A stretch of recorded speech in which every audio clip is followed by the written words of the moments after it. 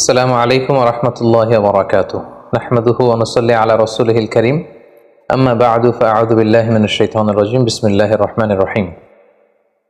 ইদ্রিস আলাইহিস সালাম পবিত্র কালামুল্লাহ মাজিদে বর্ণিত 25 জন নবীর মধ্য থেকে ইদ্রিস আলাইহিস সালাম অন্যতম একজন নবী।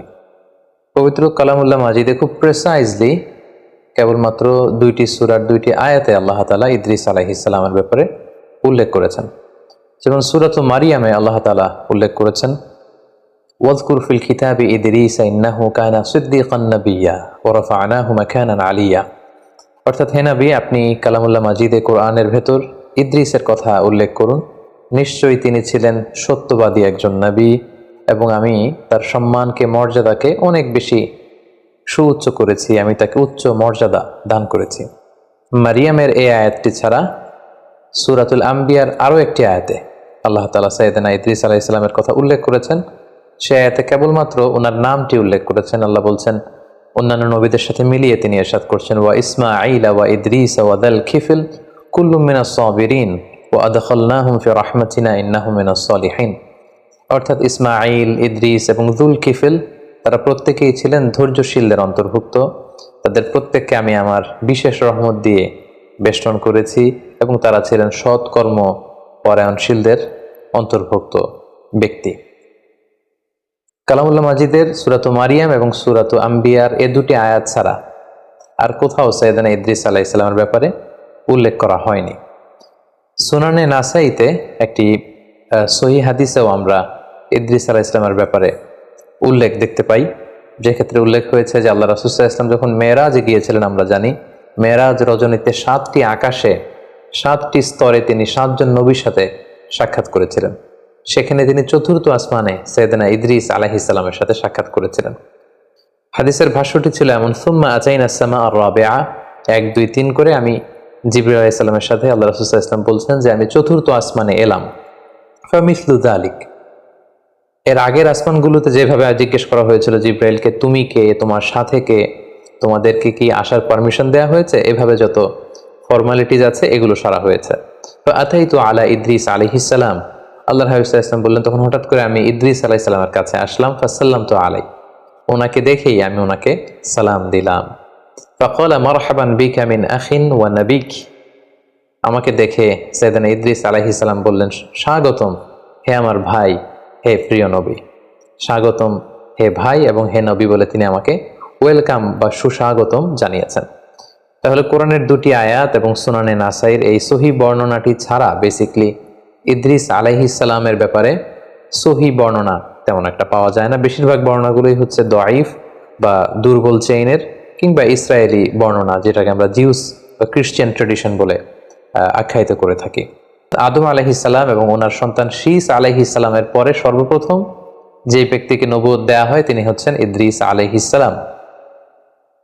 এবং নূহ আলাইহিস সালাম, উনি কি ইদ্রিস আলাইহিস সালামের আগে পৃথিবীতে নবী হয়ে এসেছেন, নাকি ইদ্রিস আলাইহিস সালাম নূহ আলাইহিস সালামের আগে পৃথিবীতে এসেছেন, এ নিয়ে গবেষকদের মধ্যে মতানৈক্য রয়েছে। কেউ কেউ বলেন যে নূহ আলাইহিস সালাম এসেছেন ইদ্রিস আলাইহিস সালামের পরে, কেউ কেউ বলেছেন নূহ আলাইহিস সালাম এসেছেন ইদ্রিস আলাইহিস সালামের আগে। অনেকে বলে থাকেন যে ইদ্রিস নামটি এসেছে মূলত আদ-দিরাসা থেকে, কারণ আরবিতে দারাসা ইয়াদরুসু মানে হচ্ছে টু স্টাডি, পড়া, অধ্যয়ন করা। ইদ্রিস আলাইহিস সালাম উনি খুব বেশি পড়াশোনা করতেন। ওনার আগের নবী শীস আলাইহিস সালাম এবং আদম আলাইহিস সালামের উপর যে সহিফাগুলো আল্লাহ তাআলা নাজিল করেছিলেন, এই সহিফাগুলো উনি খুব বেশি স্টাডি করতেন, খুব পড়তেন, খুব অধ্যয়ন করতেন। এজন্য ওনাকে ইদ্রিস নামে নামকরণ করা হয়েছে। সেদিন ইদ্রিস আলাইহিস সালাম ইরাকের বাবেল নগরীতে জন্মগ্রহণ করেন এবং পরবর্তীতে তিনি দাওয়া কাজে মিশরে গমন করেন এবং সেখানেই তিনি তাওহীদের দাওয়াত মানব মণ্ডলীর কাছে তিনি ছড়িয়ে দিয়েছেন। ইদ্রিস আলাইহিস সালাম হচ্ছেন আউয়ালু মান খাত্তা বিল কলম, পৃথিবীতে সর্বপ্রথম যিনি কলমের ব্যবহার করেছেন, কলম দিয়ে, কালি দিয়ে যিনি সর্বপ্রথম পৃথিবীতে লেখালেখির প্রচলন ঘটিয়েছেন, সেটা হচ্ছেন ইদ্রিস আলাইহিস সালাম। পাশাপাশি ওয়াখাতাস সিয়াব, সর্বপ্রথম যিনি কাপড় সেলাই করেছেন, সুতা দিয়ে, সুই দিয়ে কাপড় সেলাই করা, এই বুনন শিল্পের যে আবিষ্কার বা প্রচলন, এটাও সাইয়েদনা ইদ্রিস আলাইহিস সালামের মাধ্যমেই হয়েছে। এই যে বর্ণনাগুলো আমরা এখানে উল্লেখ করলাম, এগুলো ছাড়া সাধারণত আর যত বর্ণনা সাইয়েদনা ইদ্রিস আলাইহিস সালামের ব্যাপারে পাওয়া যায়, এসবই হচ্ছে ইসরায়েলি বর্ণনা। বিশেষ করে ওরাফা'নাহু মাকানান আলিয়া, আমি ইদ্রিসের মর্যাদাকে অনেক বাড়িয়েছি, অনেক সুউচ্চ মর্যাদার আসনে তাকে আমি আসীন করেছি। এ আয়াতের বর্ণনায় অনেক ইসরায়েলি এ আয়াতের ব্যাখ্যায় অনেক ইসরায়েলি বর্ণনা পাওয়া যায় যে ইদ্রিস আলাইহিসসালাম ও ঈসা আলাইহিসসালামের মতো জীবদ্দশায় ওনাকে আল্লাহ তাআলা আকাশে নিয়ে গিয়েছিলেন। একজন ফেরেশতার পাখায় ভর করে তিনি আকাশে চলে গিয়েছিলেন এবং সেই আকাশে বা জান্নাতে ওনার ইন্তেকাল হয়েছে, পৃথিবীতে তিনি ইন্তেকাল করেননি। এই বর্ণনাগুলো আসলে কোনো ইসলামিক ট্রেডিশন থেকে আমরা পাই না, এগুলো ইসরায়েলি বর্ণনা থেকে আমরা পাই। ফলে ইদ্রিস আলাইহিসসালামের এই জীবন কাহিনী যখন আমরা বর্ণনা করব, এক্ষেত্রে ইসরায়েলি বর্ণনার ভূমিকা ইসলামে কতটুকু এবং ইসরায়েলি বর্ণনা এটাকে গ্রহণ করা যাবে কি যাবে না, এ ব্যাপারে ইসলামী শরিয়ার হুকুম কি, এই বিষয়টি আমাদের কাছে স্পষ্ট হতে হবে। সম্মানিত সুধী, ইসরায়েলি যে বর্ণনাগুলো আছে, যেগুলো বাইবেলে আছে, ওল্ড টেস্টামেন্টে আছে, বা যেটাকে আমরা তালমুদ বলছি, অর্থাৎ ইহুদি এবং খ্রিস্টানদের যে বর্ণনাগুলো, সেগুলোর ব্যাপারে আমাদের ভূমিকা কি হবে। যেমন কোরআন হচ্ছে আমাদের কিতাব, আর আল্লাহ রাসূল সাল্লাল্লাহু আলাইহি ওয়াসাল্লামের বর্ণিত কথাগুলোকে আমরা হাদিস বলছি। আমাদের আগে ইহুদি খ্রিস্টানদের অনেক নবী পৃথিবীতে এসেছিলেন, তাদের কাছে যে কিতাবগুলো এসেছিল আল্লাহর পাঠানো কিতাব, এবং সে সমস্ত রসুলরা যে সমস্ত কথাগুলো বলেছেন, তাদের নবীর যে হাদিস, এগুলোই বেসিকলি ইসরায়েলি বর্ণনা। ইসরায়েলি বর্ণনার ক্ষেত্রে খুব সোজা সাপটা তিনটি কথা। এক নম্বর কথা হচ্ছে, ইসরায়েলি বর্ণনার ক্ষেত্রে যদি কোরআন এবং সুন্নাহ সেই ব্যাপারটিকে অনুমোদন করে, সেটাকে সাব্যস্ত করে, সেটাকে সাপোর্ট করে, তাহলে সেই সমস্ত ইসরায়েলি বর্ণনা নেওয়া যাবে, সেটাকে গ্রহণ করাতে কোনো সমস্যা নেই, এটা মাকবুল। দুই নম্বর কথা হচ্ছে, ইসরায়েলের যে সমস্ত বর্ণনার বিপরীত বর্ণনা কোরআনে পাওয়া যায়, অথবা কোরআন এবং সুন্নাহ ইসরায়েলি বর্ণনার যে তথ্য, এই তথ্যকে অপোজ করছে, এটাকে অস্বীকার করছে, বরং তার ভিন্নধর্মী বর্ণনা কোরআন এবং সুন্নায় পাওয়া যাচ্ছে, সেক্ষেত্রে ইসরায়েলি বর্ণনাকে রিজেক্ট করতে হবে, এটাকে অ্যাকসেপ্ট করা যাবে না। তাহলে প্রথম হচ্ছে, ইসরায়েলি বর্ণনার যে তথ্যগুলোকে কোরআন সুন্নাহ সাপোর্ট করে, সেটা মাকবুল, সেটা গ্রহণযোগ্য, এটা গ্রহণ করা যাবে। দ্বিতীয়ত, ইসরায়েলি বর্ণনার কোনো তথ্যের বিপরীত বর্ণনা যদি কোরআন সুন্নায় পাওয়া যায়, সেক্ষেত্রে কোরআন সুন্নাহকে গ্রহণ করতে হবে, ইসরায়েলি বর্ণনা সেটা হচ্ছে মারদুদ, প্রত্যাখ্যাত, রিজেক্টেড।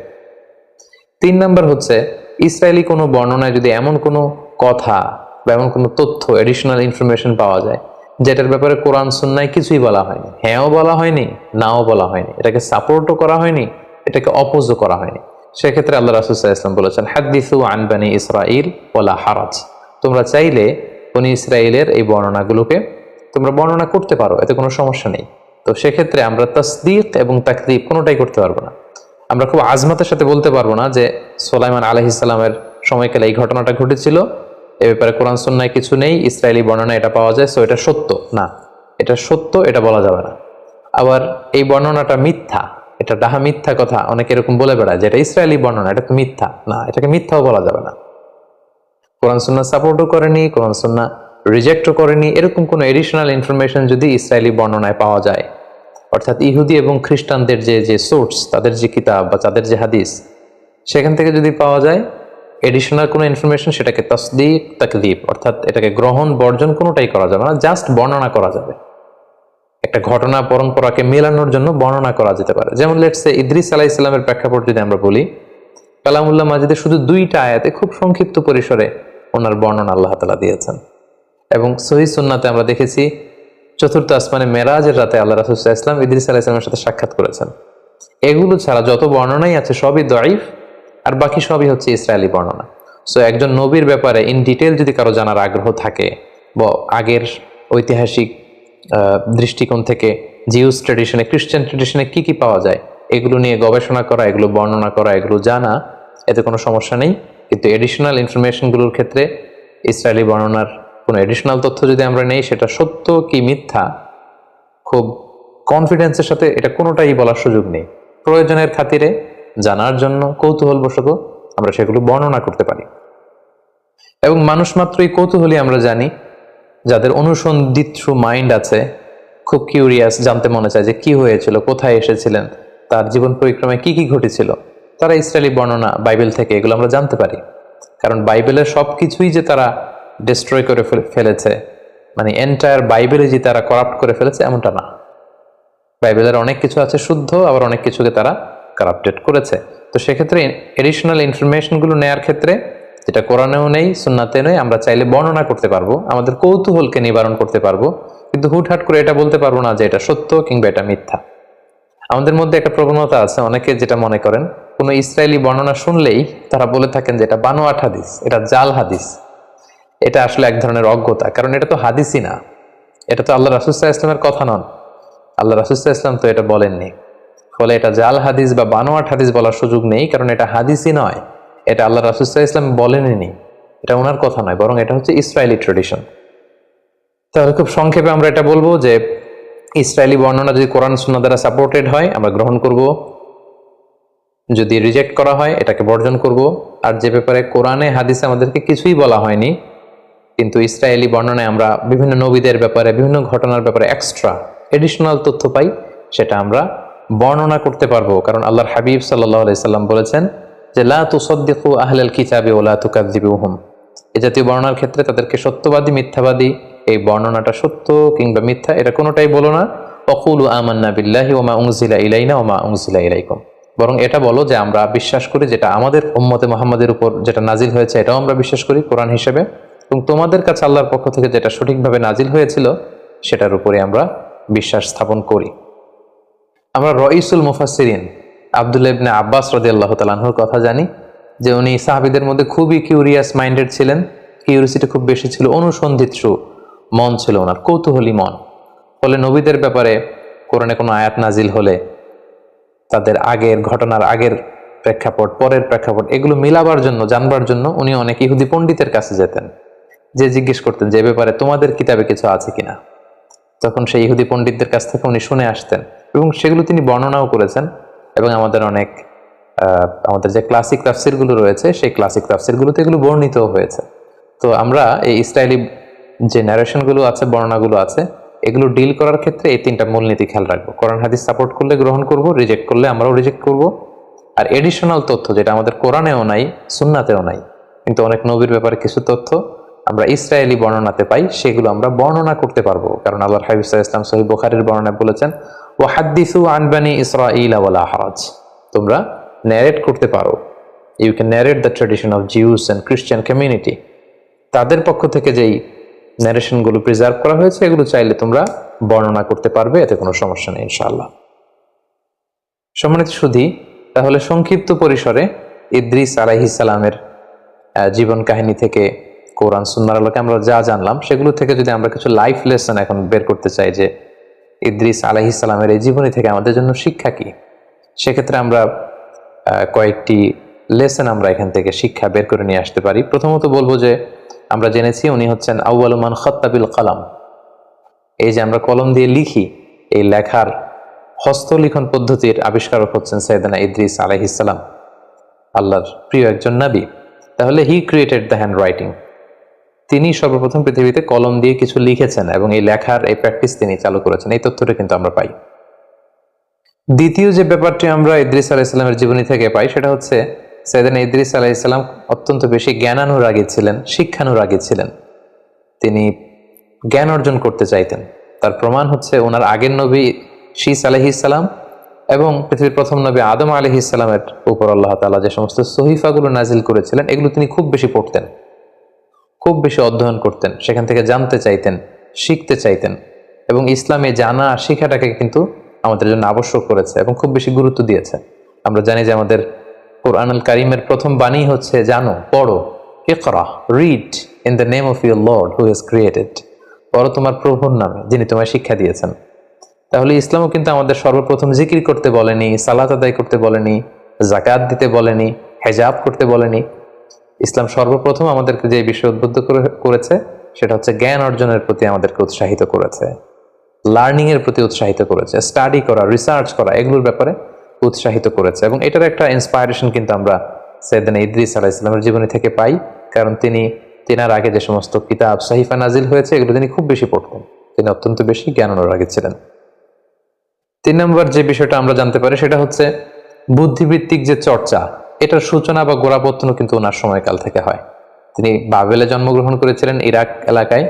পরবর্তীতে তিনি তাওহীদের দাওয়াত নিয়ে নীল নদের পারে মিশরে অবস্থান করেন, সেখানে তিনি ওই এলাকার লোকদেরকে তাওহীদের দাওয়াত দেন, সালাতের দাওয়াত দেন, জাকাতের দাওয়াত দেন, এবং সেখানে তিনি জ্ঞান অর্জন এবং জ্ঞান বিতরণের একটা পরিবেশ তৈরি করেছিলেন। এবং অনেক ঐতিহাসিক বলেছেন যে এই যে গাণিতিক বিভিন্ন সূত্র, ম্যাথামেটিক্যাল যে সূত্র অথবা অ্যাস্ট্রোনমি, জ্যোতির্বিজ্ঞানের যে জ্ঞান, সেটার সূচনাটা হয়েছিল সাইয়েদানা ইদ্রিস আলাইহিস সালামের সময়। এবং আমরা জানি যে মিশরীরা হচ্ছে এক্ষেত্রে পাইওনিয়ার। পৃথিবীতে সবচেয়ে প্রাচীন যেই বর্ণমালার শিলালিপি পাওয়া যায়, হাইরোগ্লিফিক্স বলে ইংরেজিতে, আরবিতে হাইরোগ্লিফিয়া বলে, এটা মিশরে পাওয়া গিয়েছে। কিভাবে ইরিগেশন করতে হবে, জমি চাষ দিতে হবে, কিভাবে গাণিতিক সূত্র দিয়ে উপকৃত হওয়া যায়, এবং জিওমেট্রিক বিভিন্ন তথ্য সূত্র, এগুলো কিন্তু মিশরীরা উদ্ভাবন করেছে। এবং সেক্ষেত্রে অনেক ঐতিহাসিকরা বলেছেন সাইয়েদানা ইদ্রিস আলাইহিস সালামের সময় এটার সূচনা বা গোড়াপত্তন হয়েছিল।